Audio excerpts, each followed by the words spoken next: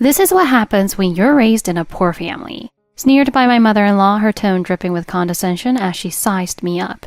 Sure, say whatever you want. I'm already used to your criticisms. It doesn't bother me anymore. You can laugh all you want now, but things won't always go your way. Hi, my name is Michelle. This year, while reorganizing my wardrobe for the season, I realized none of last year's clothes fit me anymore. At 38, my skirts and pants were especially tight around the waist. Oh boy, middle-aged spread is no joke. When I was younger, people often called me slim, so this was a bit of a shock. I decided that my New Year's resolution would be to go on a diet. Oh, how I wish I had the same metabolism I did back then. This story goes back to when I was younger. My then boyfriend, now ex-husband, Chris, had finally proposed to me, and I was about to visit his parents' house to formally introduce myself as his fiancée. Do I look okay? Is there anything weird about me? Is this dress too plain? I was as nervous as I'd been during my first job interview, maybe even more. You're overthinking it. Don't worry. My parents aren't here to judge you or anything. They're excited to meet you, so just relax. But first impressions are so important, aren't they? I said that while nervously holding onto the box of pastries I had brought. These pastries are supposed to be the most popular ones at the bakery, but I hope your parents like them. Chris chuckled at my nervous rambling. All right, let's do this. As I nervously opened the door, I was greeted by a radiant smile from Chris's mother. Welcome! It's so nice to finally meet you, Michelle. She reached out and clasped my hand tightly. I'm Gloria, Chris's mom. Just as Chris had assured me, I realized I had been overthinking this. I smiled and squeezed her hand back. Under the warm and welcoming atmosphere, we sat down to dinner so that we could get to know each other better. This catering is just phenomenal, don't you think? She started laying out dishes from a catering service run by her friend from college. Apparently, the business had been around for nearly a century, and Chris's family always used it for special occasions. I'm absolutely in love with the food from this place. Do you have a favorite place you like to eat at, Michelle? She smiled warmly at me as she asked. I don't really eat out much, so I don't exactly have a favorite restaurant. If you know a good one, I'd love to hear your recommendations. Oh, really? Well, it's always a good thing that you prefer to cook your meals at home. Oh no, it's not like that at all. The truth was, I hadn't grown up in a well-off household, so eating out had never been something we considered. For me, cooking cheap meals at home was simply a way of life. I could see a flicker of unease in Gloria's expression as my words sank in. If you don't mind me asking, could you tell me a bit about your family? Of course, I don't mind. I smiled, trying to sound casual. After all, if I was going to marry Chris, I couldn't hide the truth about my family. Actually, I'm estranged from my parents. At those words, Chris's parents widened their eyes in shock. Why would you become estranged from your own parents? Her expression was a mix of disbelief and curiosity as she carefully phrased her question. My parents had always been financially irresponsible. Since I was a child, they were constantly racking up debt, and we were always barely scraping by. Once I was old enough to start earning money, they began demanding it from me. They even told me to quit school and work full-time. That's when I decided to cut ties. For a moment, an icy silence filled the room. I knew what I said was hard to process. Even when I first told Chris, he'd been struck speechless. People with stable, loving families couldn't possibly imagine what it was like to grow up the way I did. You must have been through so much. After a brief pause, Gloria finally spoke, her voice gentler than before. I was just doing what I had to do. I forced a complicated smile, trying to push the memories away. Hey, none of it was your fault, so don't feel so ashamed. You've been incredible. I really admire you for that. Really? I mean it. As Chris praised me, his mother's expression turned unreadable, though her narrowed eyes seemed to study us intently. You know, I don't think this marriage is a good idea. Chris let out a startled noise at her blunt declaration. What? Why? Well, you know what they say. The apple doesn't fall far from the tree. If Michelle's parents are like that, who's to say that she's not the same way? I don't know if I can really trust her. Michelle is nothing like her parents. Chris raised his voice, something he rarely did. We've been together for 3 years, and Michelle's nothing like her parents. If anything, she's almost too careful with money. He tried to lighten the mood with a half joke, but the tension in the room didn't ease one bit. Normally, I'd tease him back with a, "Who are you calling stingy?" But I didn't have the energy for humor right then. Gloria's face stayed hard as stone. Don't act like there's something wrong with her. I'm just saying that you could have chosen someone better. Why her? Michelle is a great person. Sure, her family history might be shocking, but she's nothing like that. I've decided to marry her, and that's final. Chris, you should really rethink this. What gives you the right to decide who I spend the rest of my life with? Chris and his mom started arguing right in front of me. I just sat there stunned, unable to interject. She'll never make a good wife, mark my words. You don't even know her, so stop saying that. The argument escalated and the air in the room grew heavier with every exchange. Finally, Chris's dad stepped in, trying to mediate. Now, Chris is right. It's not our place to decide who he marries. If it doesn't work out, that'll be on Chris. They're both adults. Let them handle it themselves. Though his words calmed the immediate argument, the hard look on Gloria's face still didn't soften. In the days that followed, Gloria didn't relent. Every chance she had, she repeatedly told me, "Don't marry my son." Determined to win her over, I put in every effort I could muster. I called her to talk, visited her to show my sincerity, and even baked her a carrot cake, which was her favorite. But nothing worked. No matter what I did, there was no sign that her heart had softened. Every conversation ended with the same harsh words. Don't marry him. Maybe we shouldn't go through with the wedding. One evening, I said this to Chris, my voice heavy with resignation. We don't need my mom's approval to get married, so don't even say that. That's just ridiculous. Chris's firm response made me drop the idea, though the weight on my chest didn't lift. A few weeks later, Chris's phone buzzed with a call from his mom. Hello, Mom. Yeah, I'm out shopping for furniture with Michelle right now. As the conversation dragged on, I could see Chris's annoyance mounting. What? A blind date? The moment Chris's voice rose, my heart sank. Why would you go and do something like that? Chris, now visibly furious, barked into the phone. I'm not going, and that's final. Slamming his phone down, Chris looked angrier than I'd ever seen him. What did she say? You probably heard, but she's trying to set me up with some family friend's daughter. The reason was obvious. She didn't like me. Who is this person she's trying to set you up with? She's someone whose parents are close to my mom and dad. I met her once, and apparently she's a lawyer. That's all I know. I see. Well, she must be pretty impressive because she obviously has your mom's approval. But doesn't this put her in an awkward position too? Yeah, I'm pretty sure. It sounds like it's just their parents scheming behind her back as well. Eventually, the blind date plan fell apart when it was revealed that the woman already had a boyfriend. The woman was furious at her parents for meddling, and Chris's mom looked downright dejected when her scheme failed. But that wasn't the end of it. Gloria seemed determined to find another way to stop our wedding. Despite everything, Chris and I managed to get married, and for a while, we enjoyed a peaceful newlywed life. But that peace was short-lived. 2 months into our marriage, Gloria suddenly showed up at our home unannounced. Gloria, what brings you here all of a sudden? What, a mother can't drop by her son's house?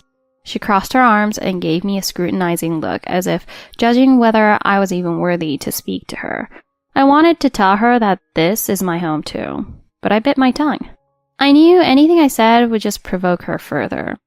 Well, isn't this just the filthiest house I've ever seen? Her eyes scanned the living room, her expression quickly turning into one of disgust. Honestly, I didn't think the room was dirty. I cleaned every single day and had vacuumed the room just this morning. I clean every day, though. You call this clean? Don't make me laugh. Look at the dust in the corners of the floor.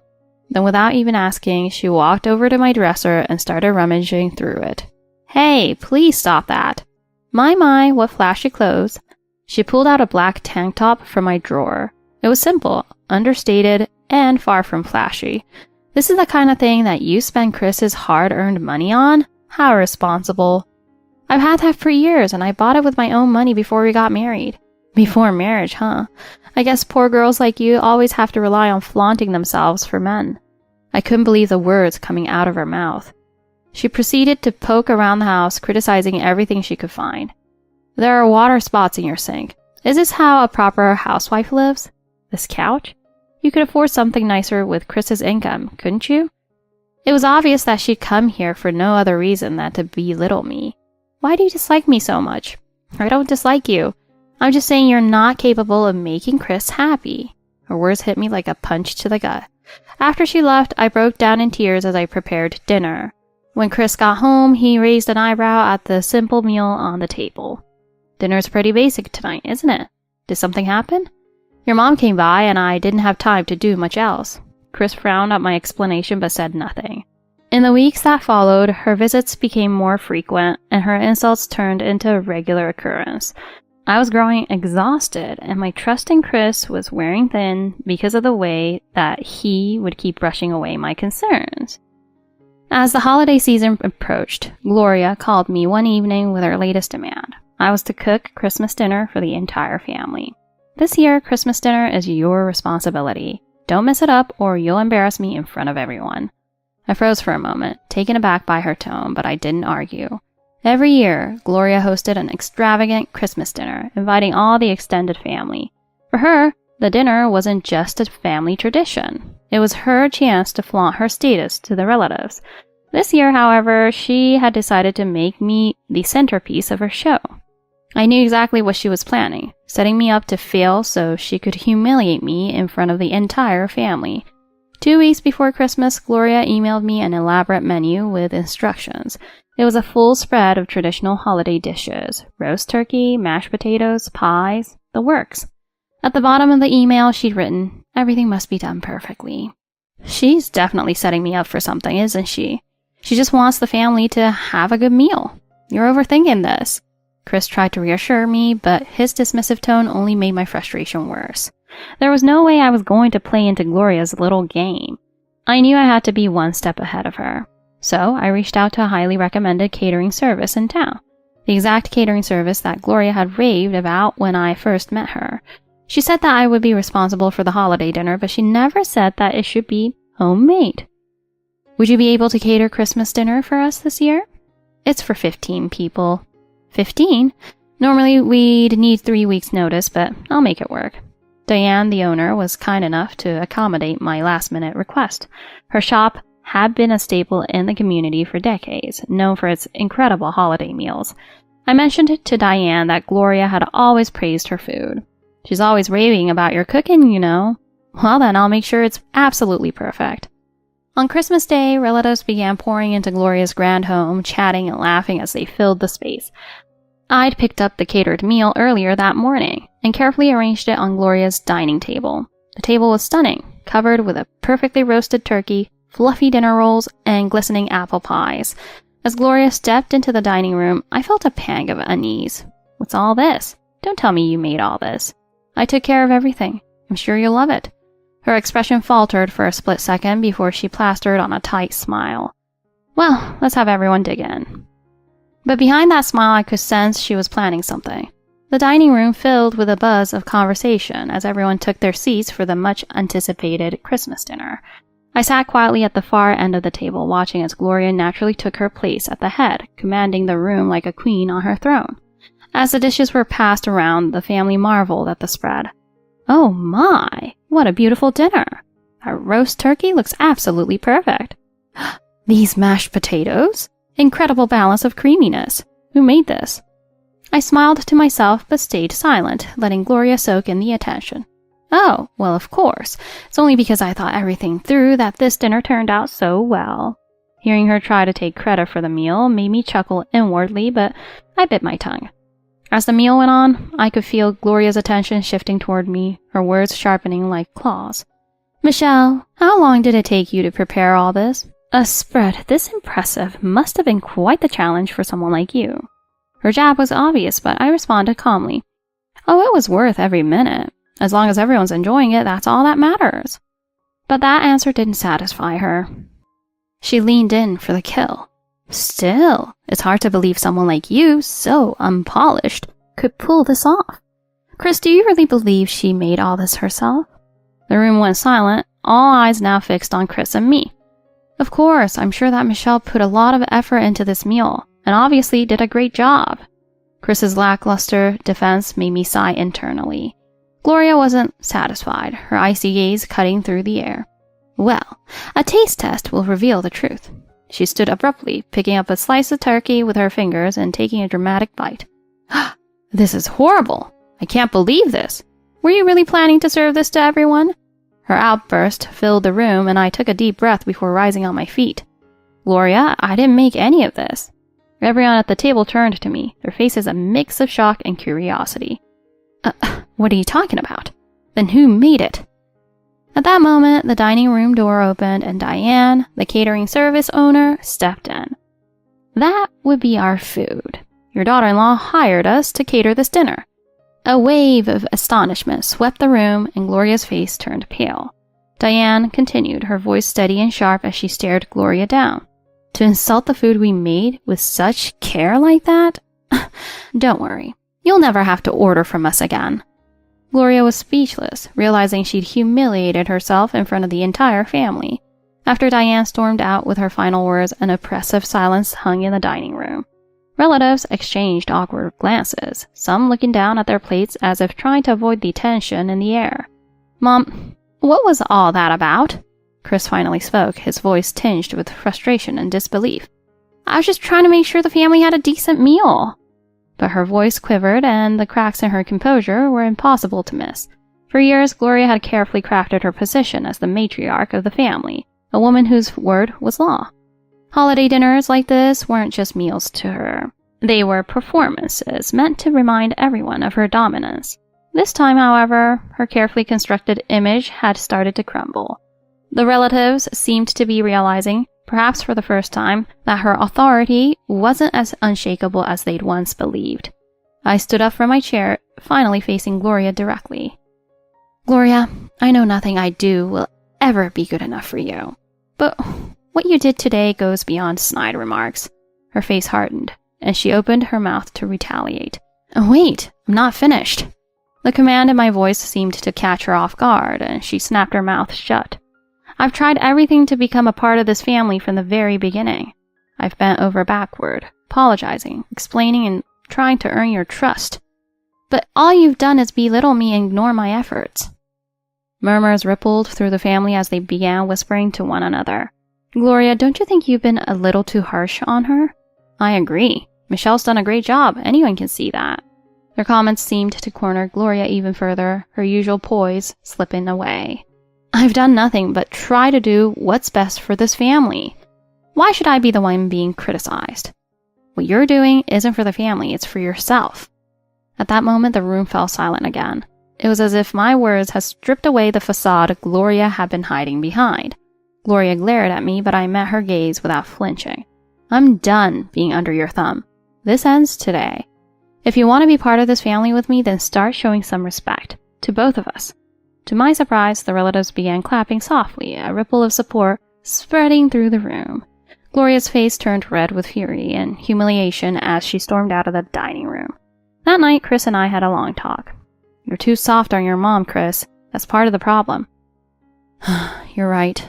I should have realized sooner. She's the one in the wrong, and I'm sorry I didn't step in until now. It had taken too long, but it was still a step forward. After that night, I made a decision.